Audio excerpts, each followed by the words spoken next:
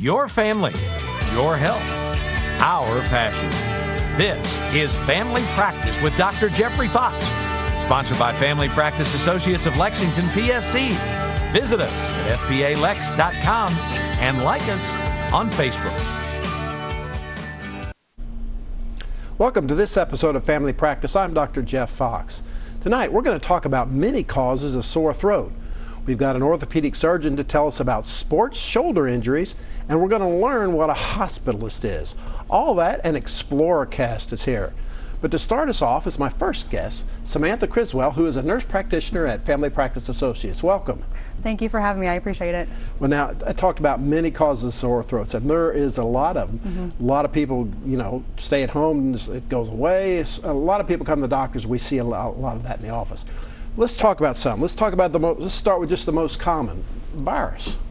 So viral pharyngitis, commonly the signs and symptoms of that include a sore, scratchy throat. Sometimes you'll have enlarged lymph nodes in your neck. Sometimes you'll have a mild fever with that as well. And then other cold and flu seasons along with that, like nasal congestion, body aches and chills sometimes with that.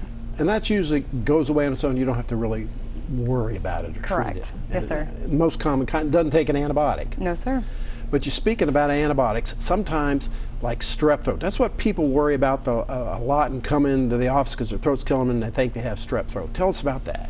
So the most common symptom of strep throat is a sore throat and also a high fever. The fever has to be about 101 degrees or higher, and if the fever is that high, that's a good indicator that it is strep throat. Other common signs and symptoms of that include enlarged lymph nodes of your neck, and when you touch them, they're tender. You can have a fever as well with that, and then also you can have other signs and symptoms such as a headache, abdominal pain, nausea, vomiting, and a decreased appetite as well. How do you make the diagnosis? A big indicator for that is you have white patches or pus on the tonsils or the back of the throat that you can see upon examination. You can swab those and is it a test you do for strep? Yes, sir. We can strep it right in the office, and then it'll come back positive or negative, and we know how to treat our patients that way. And treatment is? Typically it's amoxicillin or a penicillin antibiotic just to help clear things up with that. Now, one of the reasons that you treat strep is because of the secondary complications that can occur?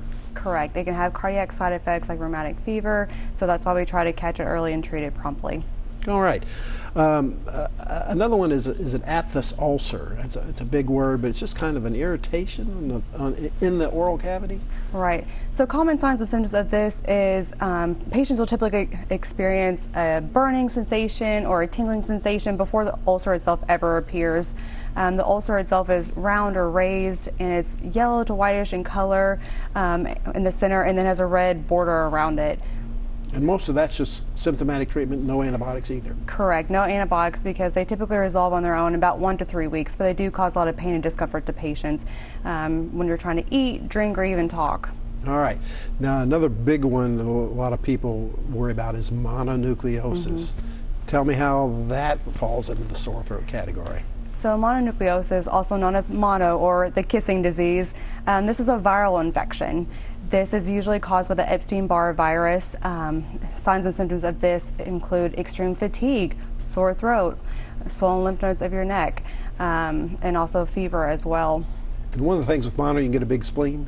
Correct. You can have an enlarged spleen, so you definitely want to monitor that, and no contact sports for those kiddos who do have it. And that might be the reason to come see the doctor if you have mono, so they can check all that out. Absolutely. All right, now some unusual causes of sore throat are GERD. Tell us what that is and why that might cause a sore throat. So GERD is gastroesophageal reflux disease, but commonly referred to as GERD, like you just said.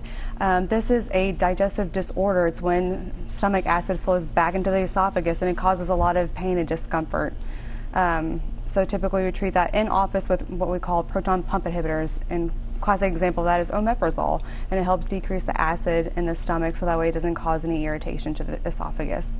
Now, there's a lot of times that people can just treat the sore throat, especially if they think it's virus home, goes away. But are there some warning signs or some red flags that, maybe I ought to go see the doctor? Such as what? Like fever, cough, how long does it last? So big things you need to come and see your provider is when you're experiencing severe throat pain. You've been having a fever for a few days, or the fever's been greater than 101 degrees Fahrenheit. Also, if you have enlarged lymph nodes of your neck, they are tender to touch. Also, it's a good idea to come see your provider if you are experiencing a sore throat that's lasted a week, but also you have a rash, you have joint pain or even ear pain with it too. Because all those together might mean something else that deserves an evaluation or workup. Correct. We appreciate you coming in, appreciate your care you give our patients. Well, thank you so much for having me. I appreciate it. We'll be right back.